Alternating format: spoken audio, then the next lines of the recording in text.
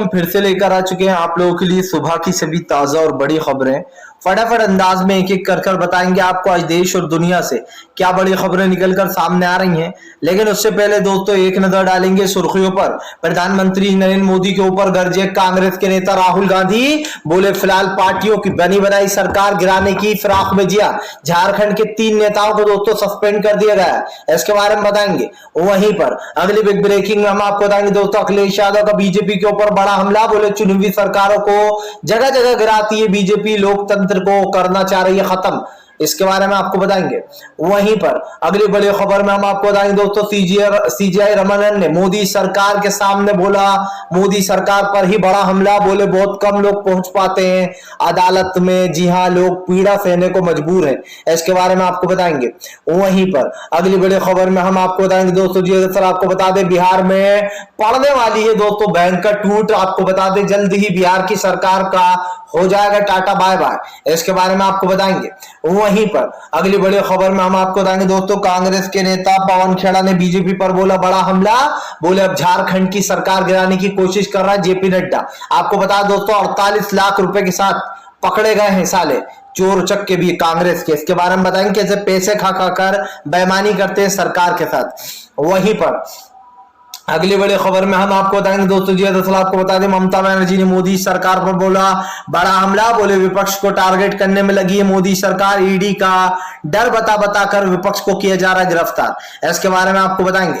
वहीं पर दोस्तों बिग ब्रेकिंग संजय रावत को ईडी ने किया गिरफ्तार। तो भड़क उठे शिवसैनिक, बोले फिलहाल संजय रावत झुकने वाले नहीं है, इसके बारे में भी आपको बताएंगे।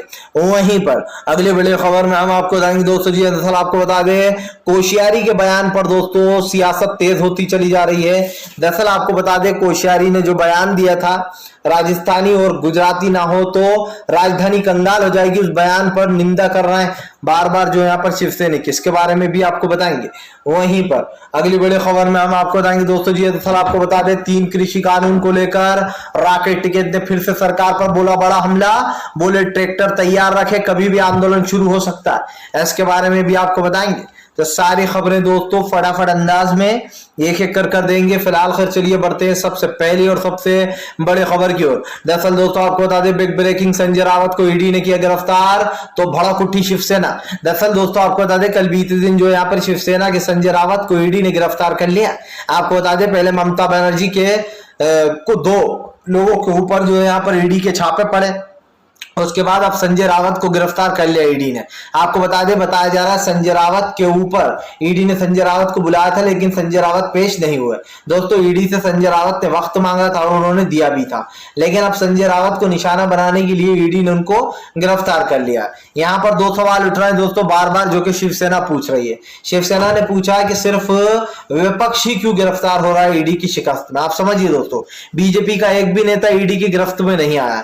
जाहिर सी बात है दोस्तों बीजेपी पूरा प्लान बनाकर बैठती है कि वो विपक्ष को परेशान करने के लिए हर मुमकिन कोशिश करेगी। हमने आपसे पहले भी कहा फिर कहेंगे दोस्तों कि भारतीय जनता पार्टी की ये सोची समझी चाल है।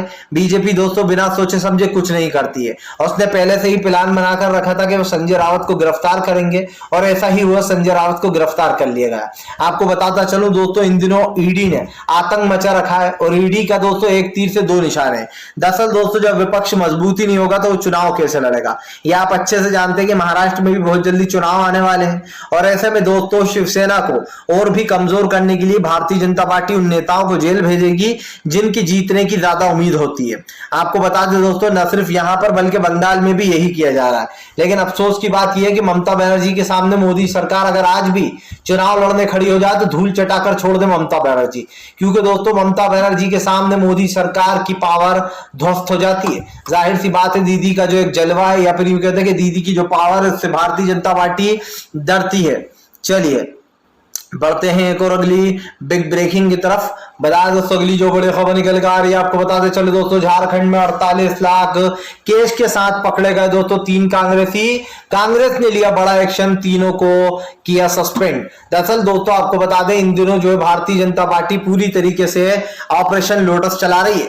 ऑपरेशन लोटस के तहत दोस्तों वो झारखंड में कांग्रेस की सरकार गिराने की कोशिश कर रही है। आपको बता दोस्तों मोदी सरकार न सिर्फ धज्जियां उड़ा रही है इस लोकतंत्र की, बल्कि दोस्तों जहां जनता की चुनी हुई सरकार है वहां पर सरकारों को गिराया जाता है। अब आप देख लीजिए, पहले महाराष्ट्र की सरकार गिराई गई और उसके बाद दोस्तों गोवा की सरकार गिराई गई, पुडुचेरी की सरकार गिराई गई, मध्य प्रदेश की सरकार गिराई गई, कर्नाटक की सरकार गिराई गई।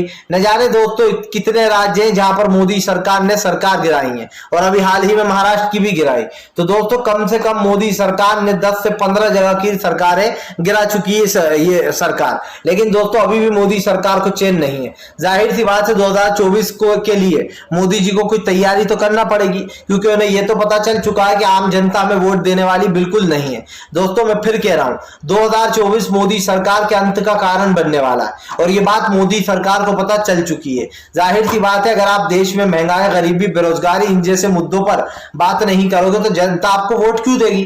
और यही डर दोस्तों मोदी सरकार को सता रहा है। अब मोदी सरकार ने एक बड़ा फैसला ले लिया कि ना होगा विपक्ष, ना बजेगी बांसुरी, क्योंकि दोस्तों विपक्ष को अगर खत्म कर दिया तो आप समझ सकते हैं कि मोदी सरकार अपनी मनमानी करेगी। दाल, चावल, आटा, दूध, दही, इन सब चीजों के दाम तो पहले ही बढ़ चुके हैं, और भी ज्यादा जीएसटी बढ़ा दी जाएगी। सवाल सिर्फ ये नहीं है कि देश में महंगाई बढ़ती जा रही है, सवाल ये भी है कि हमारे देश में महंगाई तो बढ़ी रही है लेकिन उसके साथ साथ बेरोजगारी भी बढ़ रही है। और जब दोस्तों कोई इंसान के पास नौकरी नहीं होगी तो आप समझिए वो क्या कमाएगा और क्या खाएगा। सरकार शायद इस मुद्दे पर बात ना करना चाहे, लेकिन दोस्तों हम आज के नागरिक इस मुद्दे पर बात जरूर करेंगे। भारतीय जनता पार्टी कान खोलकर सुन ले, देश की जनता आज भी उतनी ही दमदार है जितनी कल थी। अगर एक बार सड़कों पर उतर गई तो श्रीलंका से भी बुरा हाल कर देगी। जाहिर सी बात है अभी मोदी सरकार को दोस्तों ये सब कुछ समझ में नहीं आ रहा है, लेकिन वो दिन दूर नहीं दोस्तों जब इस मोदी सरकार को इस देश की जनता जबरदस्त तरीके से सबक सिखाएगी। सबक भी ऐसा दोस्तों जो मोदी सरकार हमेशा याद रखे। जाहिर सी बात है आप देश की जनता को बेवकूफ बनाने का काम कर रहा हो, आप जगह जगह सरकारें गिरा रहा हो। अब झारखंड में 48 लाख रुपए के साथ जो पकड़े गए हैं कांग्रेस के 3 नेता, उनको सस्पेंड कर कांग्रेस ने बहुत अच्छा काम किया है। जाहिर सी बात है इन जैसे गद्दारों को दोस्तों पार्टी से निकालना चाहिए जो पार्टी के साथ ही गद्दारी करते हैं। दरअसल दोस्तों हमने पहले भी कहा था और फिर कहेंगे कि झारखंड में ऑपरेशन लोटस चला रही है बीजेपी, और वो जानबूझकर झारखंड की सरकार को गिराने की कोशिश कर रही है। तो इस बात को दोस्तों झुटलाया नहीं जा सकता कि फिलहाल इस वक्त देश के हालात काफी गंभीर हो चुके हैं, और देश की जो परिस्थिति है दोस्तों आप देख ही रहे हैं। लेकिन ये कहना भी गलत नहीं होगा कि आने वाले समय में मोदी सरकार को मुंह तोड़ जवाब मिलेगा। इस देश की जनता दोस्तों उठाकर बाहर फेंकेगी। मैंने पहले भी कहा है दोस्तों फिर कहूंगा, आज भारतीय जनता पार्टी जिस तरीके की सांप्रदायिकता और नफरत फैलाने का काम कर रही है दोस्तों वो साफ दिखाई दे रहा है। बीजेपी ने कहीं ना कहीं देश में जिस तरीके की नफरत फैला रखी है दोस्तों उसमें ये साफ दिखाई दे रहा है कि देश एक अलग ही परिस्थिति से गुजर रहा है, और देश में दोस्तों लगातार सांप्रदायिकता का जो माहौल है वो पूरी तरीके से फैलता चला जा रहा है। चलिए बढ़ते हैं एक और अगली बिग ब्रेकिंग की तरफ।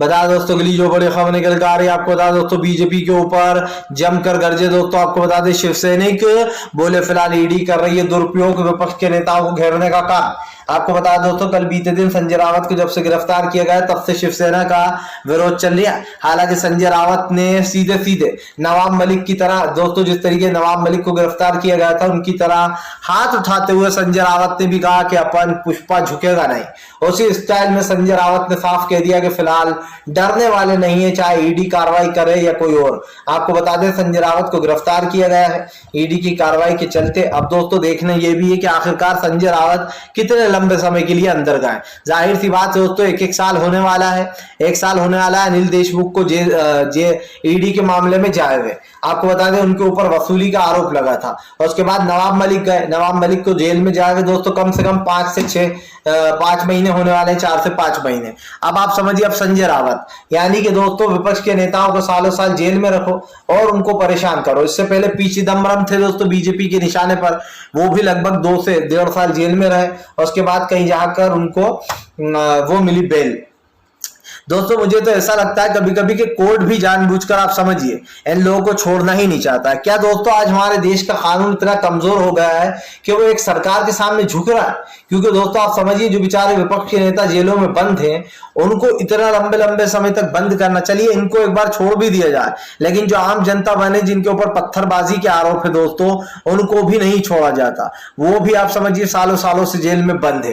तो ये कहना गलत तो नहीं होगा कि देश के लोकतंत्र की धज्जियां उड़ाने में लग गई है भारतीय जनता पार्टी, और इनको ऐसा लग रहा है कि अब आज हम सत्ता में हैं तो अब हमारे अलावा कोई सत्ता में आएगा ही नहीं।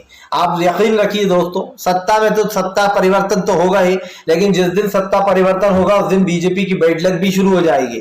क्योंकि आज जो बीजेपी विपक्ष के साथ कर रही है, कल वही विपक्ष सत्ता में आने के बाद मोदी सरकार के साथ करेगा। दोस्तों टाइम सबका आता है, समय सबका आता है, और जब समय सबका आता है तो आप समझ सकते हैं कि क्या होता है। फिलहाल चलिए बढ़ते हैं एक और अगली बिग ब्रेकिंग की तरफ। बता दोस्तों अगली जो बड़ी खबर निकल कर आ रही है, दरअसल दोस्तों आपको बता दें 3 कृषि कानून को लेकर किसान नेता राकेश टिकैत ने भरी हुंकार, ट्रैक्टर तैयार रखने की दे दी नसीहत। दरअसल किसान नेता राकेश टिकैत ने दोस्तों कल भारत बंद का आगान किया था। ऐसे में आपको बता दें भारत बंद का भयंकर असर देखने को मिला, जगह जगह चक्का जाम भी दिखा। यही कारण दोस्तों जो किसान नेता राकेश टिकैत ने सभी से अपील कर दी है।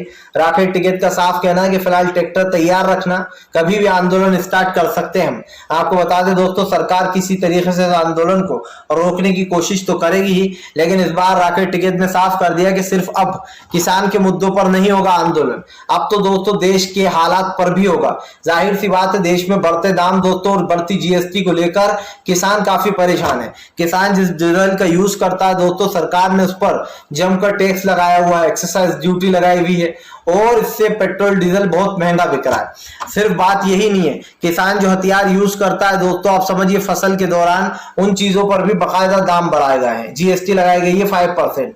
तो ये कहना गलत तो नहीं होगा कि जीएसटी ने लग लग कर दोस्तों आम इंसान को गंजा करने का काम किया है। और जिस तरीके से जीएसटी लगाई जा रही है दोस्तों, एक के बाद एक बढ़ाई जा रही है, आखिरकार सरकार करना क्या चाह रही है? सरकार किसी मुद्दे पर भी दोस्तों आप समझिए जवाब नहीं देती। सरकार से आप किसी भी सवाल का जवाब मांगो, उसके पास नहीं होगा। क्यों? क्योंकि सरकार खुद पता है कि आज जो देश की परिस्थितियां बनी हुई हैं उसके जिम्मेदार हम खुद ही हैं। सरकार दोस्तों सिर्फ हाँ या ना में जवाब दे सकती है, लेकिन वो देश की परिस्थितियों को बदल नहीं सकती। मैंने आपसे पहले भी कहा था दोस्तों, फिर कहूंगा कि भारतीय जनता पार्टी ने देश में सांप्रदायिकता और नफरत का माहौल बना रखा है, और इस सांप्रदायिकता और नफरत के माहौल ने दोस्तों देश में एक अलग ही उथल पुथल मचा रखी है। फिलहाल चलिए बढ़ते हैं एक और अगली बिग ब्रेकिंग की तरफ। बता दोस्तों अगली जो बड़ी खबर निकल कर आ रही है, दरअसल दोस्तों आपको बता दें बिहार में भयंकर टूट, कभी भी गिर जाएगी दोस्तों नीतीश की सरकार।